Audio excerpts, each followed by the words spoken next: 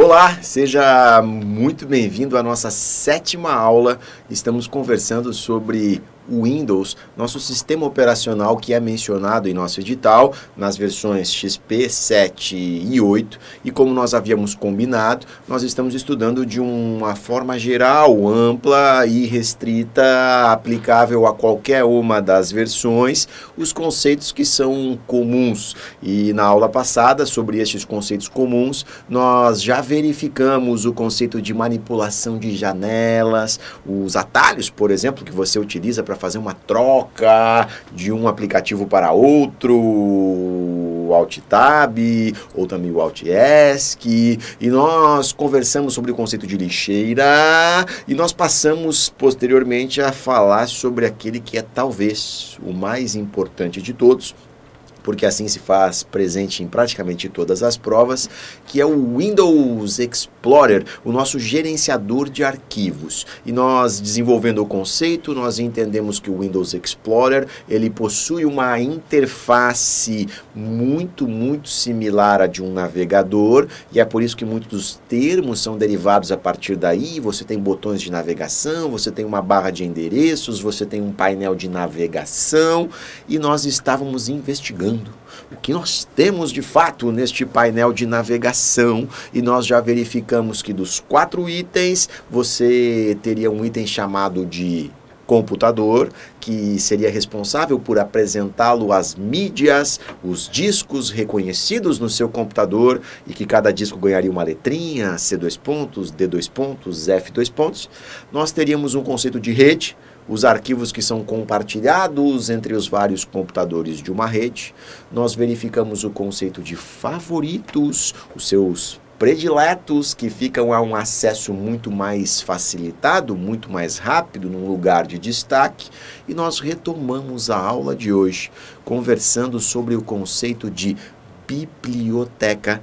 Acompanha comigo, nós estamos falando do seu painel de navegação dentro do Windows Explorer, e nós já mencionamos então computador, rede, favoritos, ingressando agora ao conceito de uma biblioteca. Uma biblioteca nada mais é do que uma maneira diferente de você se organizar. Ela também é um organizador, e nós podemos dizer que ela acaba caracterizando uma pasta, mas uma pasta que nós chamamos de uma pasta lógica. E para você não ter nenhuma preocupação aqui em termos de conceito, a pasta em si, o diretório tradicional, já é uma estrutura organizacional e já é uma estrutura lógica, é software, você não pega na sua mão, mas é como se nós estivéssemos fazendo algo ainda mais hipotético no campo das ideias. Então nós dizemos assim: o arquivo, ele mora, ele reside em uma pasta, ali é o local tradicional, mesmo sendo software, ali é o local, é a pasta. E a partir daí nós pegamos um outro local, que é essa ideia que não existe, ela está sendo criada agora, então nós dizemos que isso é a parte lógica da lógica. Então, só para você não se assustar na sua prova, se você escuta isso, uma pasta lógica, é uma outra maneira de você criar uma pasta. A pasta em si também é lógica, ok? E você usa isso, olha lá comigo, para efeitos de organização, caracterizando algo como se fosse uma coleção de coisas. E por padrão, você já possui 4 bibliotecas, 4 destas coleções, que são introduzidas no Windows 7, um conceito que não tinha no XP, só passa a existir a partir do 7, na forma de uma biblioteca de documentos, ou uma biblioteca de imagens, ou uma biblioteca de músicas, ou uma biblioteca de vídeos. E, portanto, você tem uma coleção de coisas que têm um sentido comum, todos os vídeos, todos os documentos, todas as imagens e assim por diante. Nada impede, aliás, é desejável, é um conceito interessante que você monte as suas próprias bibliotecas. Então, não sei se isso acontece com você, comigo acontece com uma frequência muito grande. Quando eu armazeno algo no meu computador, eu geralmente estou pensando de um jeito, mas passado um tempo, 6 meses depois, lá na frente, quando eu vou procurar isso, eu já estou pensando de um jeito diferente, e aí eu já não lembro muito bem qual foi a ideia que eu utilizei, qual foi a pasta, qual foi o local de fato que eu tinha colocado esse arquivinho que eu tanto amo. Então acontece isso, não acontece? Você vai fazer o seu concurso e você está estudando. Tenho certeza que nesse momento, na sua organização pessoal, no seu computador, você deve ter uma pasta chamada concursos. Não é possível, tem que ter. E dentro dessa pasta concursos, você começa a fazer a divisão da subpasta, concurso da Câmara, concurso do... e você vai se organizando. Mas eu sei como é que funciona a cabeça de concurseiro, e a cabeça de concurseiro é assim, você tem uma jornada árdua pela frente, você estuda, e de vez em quando você precisa de uma válvula de escape. E aí você deve ter nesse momento aí no seu computador uma pasta chamada viagens, não tem? Não tem? Onde você vai colecionando informações sobre os possíveis destinos pós-aprovação, obviamente, mas isso está muito longe, está muito longe. Aí você precisa de uma válvula de escape assim, pro agora, pro imediato. Aí você deve ter uma pasta aí chamada de brigadeiro, não tem? Só receitas das guloseimas para você fugir no seu dia a dia, quando você estudou 9 horas de informática na sua jornada e no final você precisa dar aquela escapada. Então você começa a se organizar e você tem pastas, e aí quando você vai fazer o concurso da Câmara, no dia da prova, você é designado para um local, que você chegando em frente ao local da sua prova, você olha para um lado e você enxerga uma confeitaria. Você olha para o outro e você enxerga uma agência de viagens. E aí você diz, pronto. Isso é um sinal. Não é possível. Eu vou fazer o concurso, de um lado tem brigadeiro, do outro lado tem a viagem que eu quero, é o sinal! Aí você tira uma foto, obviamente, para deixar esse momento evidenciado para toda a sua vida. Onde é que você guarda essa foto? Me conta. Onde? É na pasta concursos? Ou é na pasta viagens? Ou é na pasta brigadeiro? Porque existe uma série de possibilidades. Aliás, isso não cai na prova, porque cada um se organiza do jeito que deseja. Mas se você fizer isso nesse momento, pelo menos eu assim o faria, eu guardaria na pasta concursos, porque eu fui fazer um concurso, era a coisa mais importante de todas, e aí eu guardo essa foto para a história da minha vida. Sério. Depois da sua aprovação, passou 6 meses, 1 ano, você não está mais nem aí para concurso. O que você quer saber agora é de viagem. Aí você lembra, opa, tinha uma agência de viagem que eu tirei uma foto lá na frente. Onde é que eu guardei essa foto? Você não vai lembrar que você guardou em concurso, você vai começar a debulhar a pasta viagens, ir para lá e para cá e não acha. Aí dá um clique, aquele, opa, o que eu estava fazendo? Ah, eu lembro. Era na frente de uma confeitaria que tem um brigadeiro que eu gosto. Aí você vai procurar na pasta confeitaria, não vai estar lá. Aí você se dá conta que quando a gente guarda, a gente está pensando de um jeito. Quando a gente usa, a gente está pensando de outro jeito. Aí o Windows diz, não tem problema, eu resolvo esse problema. Eu resolvo para você, criando o conceito de biblioteca. Então, se você criar na sua casa uma biblioteca chamada de fotos, você dá o nome que você quiser, e você vincula todas as suas fotos, independente de onde elas estiverem, aí quando você estiver procurando uma foto, você chega na frente do seu computador, você não está nem aí onde ela se encontra na pasta real. Você vai procurar nessa pasta lógica, entendeu? A diferença nessa pasta lógica chamada de biblioteca, que vai conter todas as suas fotos. Então sua foto está ali, ponto, acabou, e o seu problema está resolvido. Agora, se você entendeu que é uma coleção, a gente tem que ter cuidado com as pegadinhas de prova. Quer ver só? Primeira pegadinha é o conteúdo da biblioteca está vinculado a uma ideia, a uma coleção de fotos, uma coleção de vídeos, uma coleção de imagens, uma coleção de documentos, mas o conteúdo não está vinculado a um tipo de arquivo, que é justamente o que dentro do Windows define o que aquele conteúdo significa. Então, se você tem uma biblioteca documentos, você não precisa necessariamente ali dentro ter apenas documentos. E a pergunta de prova muito comum é assim: na pasta documentos, só é possível que você trabalhe com arquivos do tipo docx, txt, não, não, não, não e não. Não tem nada a ver com o tipo de documento. Luiz, mas agora eu me perdi, porque o tipo de documento define o tipo de arquivo. Verdade. E a biblioteca é uma coleção. Verdade. Então é natural que na biblioteca tenha esse tipo de arquivo. Não.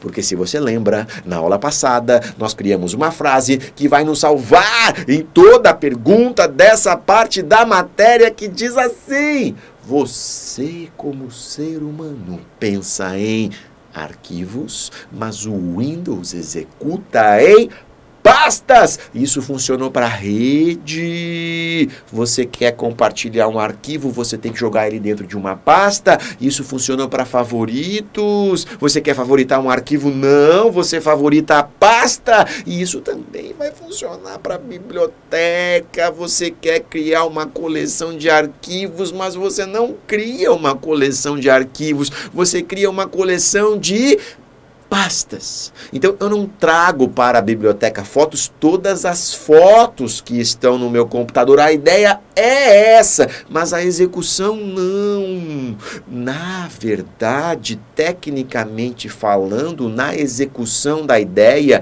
o que eu vinculo à biblioteca são pastas, pastas, pastas e pastas. Se essas pastas só tiverem fotos, na minha biblioteca fotos, só vou ter arquivos de fotos. Mas se eu, de alguma forma assim, me passei e joguei numa dessas pastas um docx sem querer, na biblioteca fotos vai aparecer este docx, porque a biblioteca contém todos os arquivos, todo o conteúdo presente em cada uma dessas pastas. Você pensa em arquivos, mas o Windows executa em pastas, e aí nós temos o nosso problema resolvido na prova. Então, se a prova perguntar, uma biblioteca chamada vídeos só pode ter arquivos do tipo MP4, a sua resposta é não, e nem outra extensão de vídeo. Sua resposta é não, não tem nada a ver com isso. O conteúdo não está vinculado ao tipo de arquivo, o conteúdo está vinculado às pastas. E a segunda pegadinha é a respeito do conceito de o que acontece se eu mandar isso para a lixeira. Então, verifica comigo. Ó, se eu tenho uma biblioteca é uma pasta lógica a partir de uma pasta real, que é a pasta de verdade, são os dois conceitos. Então, eu tenho duas maneiras de entrar e alcançar este arquivo. Esse arquivo pode ser encontrado a partir da pasta real ou pode ser encontrado a partir da pasta lógica, que é a biblioteca. São duas maneiras de você chegar até este arquivo. Tanto faz se você chega por um lado ou você chega por um outro. Você chegou no arquivo, estando com o arquivo na sua frente, você pode fazer o que você quiser com ele.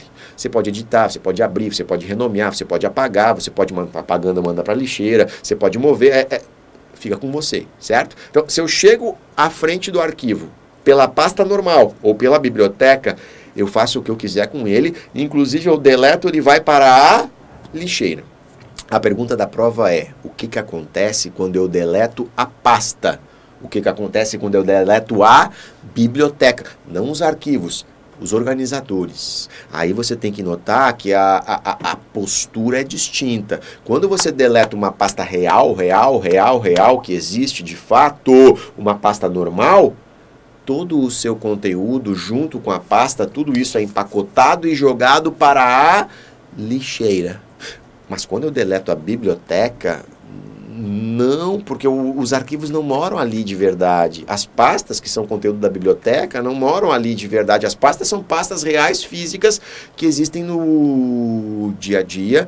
E a biblioteca é só uma outra maneira de acessar. A biblioteca é como se fosse um atalho. Então, quando você deleta a biblioteca, nada acontece com os arquivos, porque eles moram nas pastas, eles não moram na biblioteca. Então, quando a prova perguntar o que acontece quando você deleta uma pasta, vai para a lixeira, ela e todo o seu conteúdo. O que acontece quando você deleta uma biblioteca? Ela morre, mas os arquivos, o conteúdo, nada acontece, nada muda, tudo segue vivo, porque os arquivos moram nas pastas e não na biblioteca. E se você entendeu esses dois tipos de pegadinha, nós estamos muito bem para a nossa prova. São as duas perguntas difíceis que acontecem sobre biblioteca e você vai lembrar que você pensa em arquivos, mas o Windows executa em pastas. E isso resolve o nosso problema. Combinado? Bacana, mas tem mais ideias sobre o Windows Explorer? Verifica lá comigo. Uma ideia que eu preciso que você tenha é a maneira com que nós organizamos os arquivos a serem listados naquilo que nós chamamos de lista de arquivos, que é o painel da direita. Nota, o painel da esquerda, painel de navegação, é onde você faz uma escolha. Então, se eu escolho enxergar o conteúdo da biblioteca Documentos, este conteúdo passa a ser visível no painel da direita, que é o que eu chamo de lista de conteúdos. Este conteúdo, ele pode ser visto a partir de diferentes modos de exibição que justamente você encontra neste botão superior, pertencente a uma barra que é chamada de barra de ferramentas, porque ela possui ações a serem realizadas com estes arquivos, como por exemplo você realizar o compartilhamento, como por exemplo você criar uma pasta e assim por diante. Mas a pergunta de prova que mais é cobrada é justamente sobre este modo de exibição que pode ser alternado. E aí quando você clica neste triângulozinho surgindo novas possibilidades, o que aparece é uma imagem com os vários modos de exibição que o Windows tem disponíveis, e alguns deles inclusive são modos que não fazem muito sentido prático no seu dia a dia. Por exemplo, você pode mudar o tamanho dos ícones que eram pequenos, passando para médios, depois para grandes, depois para extra grandes. Você vê até que você tem uma barrinha aqui que, se você fizer essa evolução, o tamanho dos ícones vai crescendo, e isso nos mostra que isso simplesmente está mudando o tamanho que o ícone está utilizando, e isso só serve quando você tem, por exemplo, um ícone de uma imagem, porque a imagem, um arquivo de imagem não tem ícone, é a própria imagem em miniatura. Então, se você deixa um ícone extra grande, você consegue enxergar já a imagem sem nem abrir o arquivo. Isso é bom, mas tirando isso, não tem muito segredo.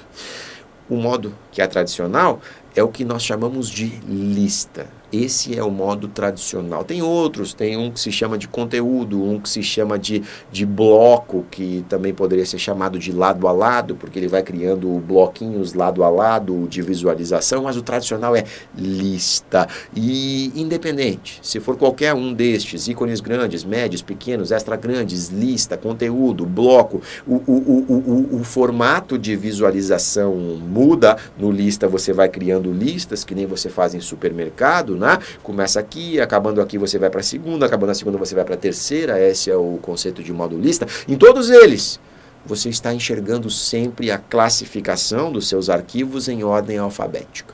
Então, é sempre assim. Primeiro, você enxerga as pastas, depois você enxerga os arquivos. Primeiro as pastas, depois os arquivos. Primeiro as pastas, depois os arquivos. E sempre em ordem alfabética, sempre em ordem alfabética. Isso é bom, né? Você tem uma maneira de se organizar, mas isso dá uma limitação ao usuário, porque não sei se acontece isso com você também, comigo acontece. A minha criatividade para nomes de arquivos é péssima. Às vezes você está escrevendo algo no Word e você consegue ter a audácia de dar o nome do arquivo de doc.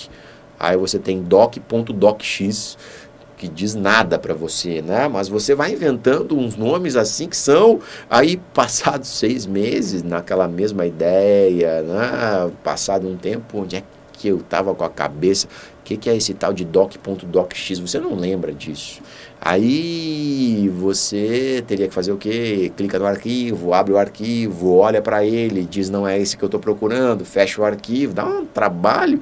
Então, tem uma maneira de você descobrir um arquivo que você deseja, não com base no nome, mas com base em outros atributos, que é o modo preferido do Roberto Carlos, e que nós chamamos, portanto, verifica lá comigo, de modo Detalhes, o modo preferido do Roberto Carlos. Esse modo detalhes, ele vai trazer pequenos detalhes sobre esses arquivos, criando colunas. Então você tem uma coluna que é a coluna do nome, depois se cria uma nova coluna que é a coluna do tipo, depois você vai tendo a criação de várias colunas que podem ser percorridas, como por exemplo a data de criação, a data de modificação, quem foi o autor e uma série de propriedades a respeito desse arquivo.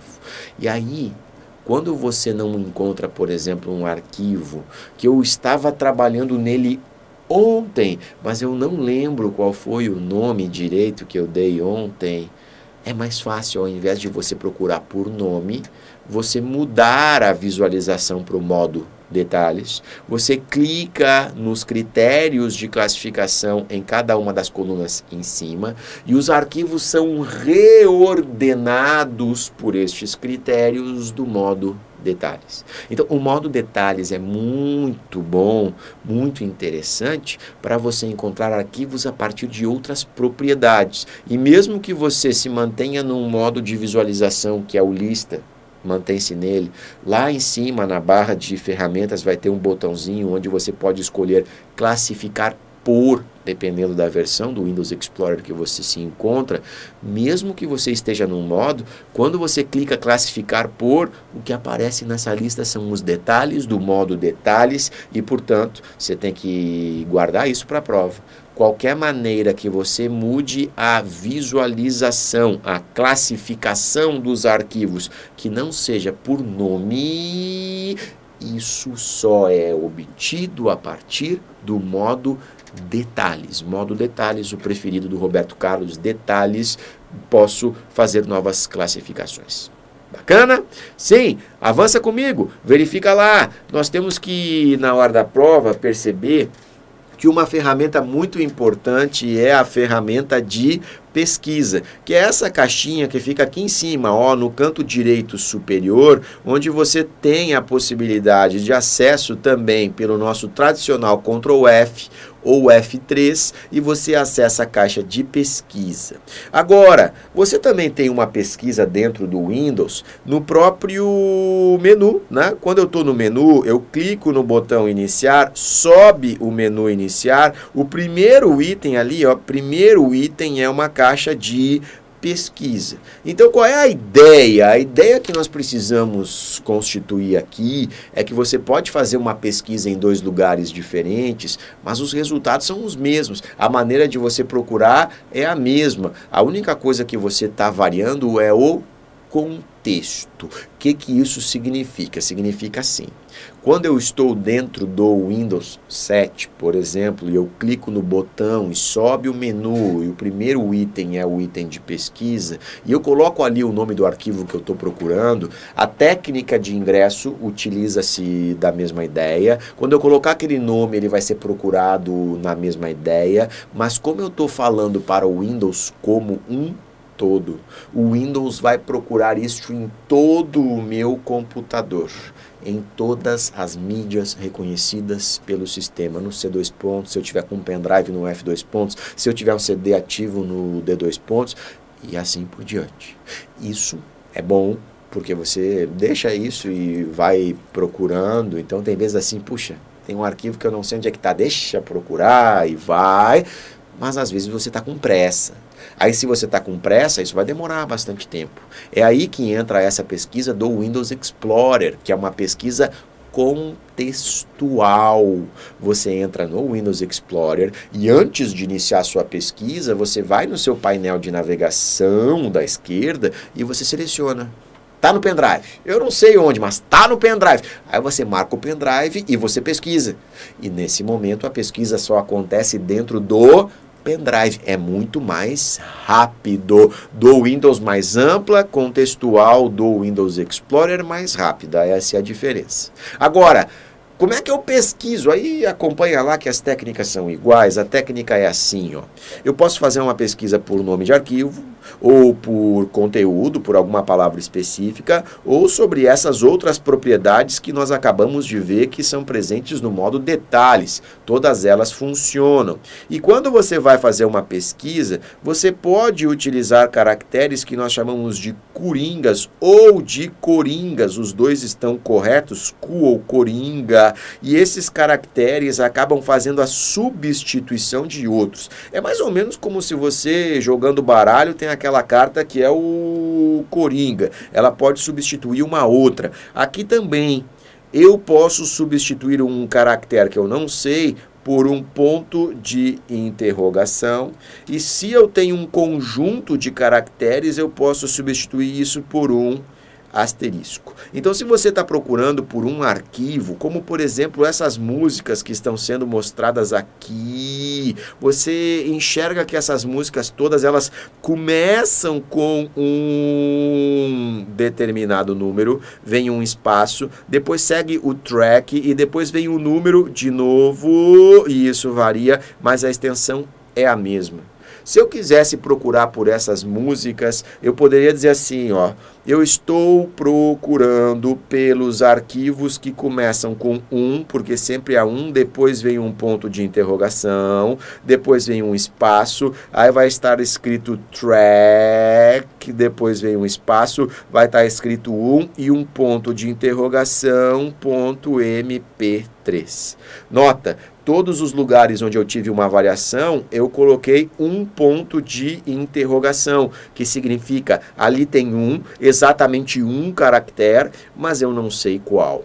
Agora, se eu quisesse procurar por essas imagens de um modo geral, eu sei que todas elas começam com DSC0 e aí vem alguma coisa depois, aí eu jogo logo um asterisco. Esse asterisco está dizendo, eu estou substituindo por várias informações, mas eu não sei quantas, nem a quantidade, eu sei que são várias. Então eu coloco um asterisco. Depois do asterisco, você pode simplesmente deixá-lo assim, ele substituir por tudo, ou você poderia continuar, .jpeg, para não trazer, por exemplo, arquivos de outras extensões, só os JPEG. E nesse momento o asterisco está substituindo vários. Ponto de interrogação, asterisco, vários. E de alguma forma eu tenho que me dar conta que essa técnica de pesquisa, ela pode ser usada em outros lugares. O asterisco também tem no Google como mecanismo de busca, substituindo palavras que você não sabe. E exatamente essa mesma técnica, pontos de interrogação e asterisco, nós vamos depois utilizar na pesquisa do Word. Então, questões que a FGV gosta, como uma banca muito prática de uso e muitas vezes contemplam como você faz uma pesquisa, se ela perguntar a respeito de qual o resultado, quantos arquivos seriam encontrados caso você fizesse essa pesquisa, quando você utilizar um ponto de interrogação, troca por um asterisco, troca por vários, e ele encontra todos os que estiverem dentro desses parâmetros fazendo essas pequenas variações. Certo? E sim, quando nós estamos conversando sobre o Windows Verifica Comigo, é importante você ter a ideia que atalhos de teclado vão ser cobrados na sua prova. Quais são os atalhos mais comuns? É você utilizar um F2 quando você deseja renomear um arquivo. Aliás, é importante que você saiba que você tem atalhos de teclado, mas você também tem atalhos de mouse. Sim, de mouse. O que é um atalho de mouse? Ah, uma maneira diferente. É um atalho de você chegar ao mesmo lugar que você chegaria pelo caminho tradicional, só que você faz isso com o mouse. Então imagina, renomear. Como é que você faz em casa? Qual é o tradicional? Você clica em cima do arquivo com o botão direito, aí surge um menu que nós chamamos de menu de contexto, porque ele só surge nesse contexto, onde uma das opções vai estar escrito renomear. Esse é o caminho que você faz em casa. Aliás, é o que não cai na prova, porque é o que todo mundo conhece, né? Aí você tem dois atalhos, um atalho de mouse, um atalho de teclado. Atalho de mouse, um duplo clique pausado. É mais ou menos assim, você clica, aí você vai tomar um café, aí quando você volta, você clica de novo, e aí você está renomeando. Por que eu tenho que ter esse cuidado? Porque se você der um duplo clique rápido, você está abrindo mandando executar este arquivo em um programa. Então a diferença é essa: duplo clique, executa, duplo clique, pausado, renomeia. E quando você vai utilizar o atalho de teclado, aí nesse momento você usa o F2 para renomear. E se você começar a utilizar isso na sua casa, você vai ver que isso até é bacana, porque, sério, economiza tempo se você quiser renomear um arquivo.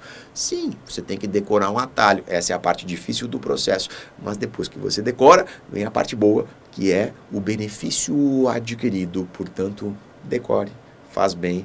Faça uso, faça prática, faça exercícios em casa. E a gente está fechando o nosso bloco aqui e já voltamos.